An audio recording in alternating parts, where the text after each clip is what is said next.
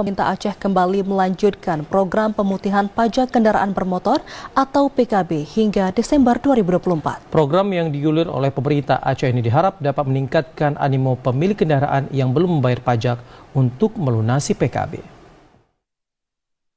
Mulai Juni hingga Desember 2024, pemerintah Aceh telah mengumumkan kebijakan pemutihan pajak kendaraan bermotor di seluruh Aceh. Kebijakan ini memberikan kesempatan kepada para pemilik kendaraan untuk membayar pajak tanpa dikenakan denda keterlambatan. Program ini berlaku untuk semua jenis kendaraan, termasuk sepeda motor maupun mobil umum dan angkutan. Pemilik kendaraan hanya perlu mengunjungi kantor Samsat atau memanfaatkan layanan pembayaran online yang telah disediakan.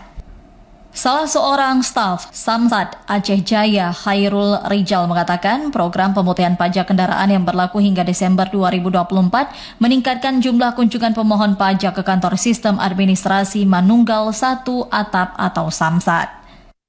Selama ini, dalam tahun ini, memang kita ada program pemutihan pajak sampai bulan 12 2024. Untuk tahun ini pemutihan denda sama pajak progresif.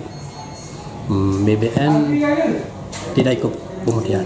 Itu kendaraan apa, Bang? Itu kendaraan roda 2 sama roda 4. Program ini dimanfaatkan warga Aceh Jaya untuk membayar pajak progresif tanpa kena denda keterlambatan.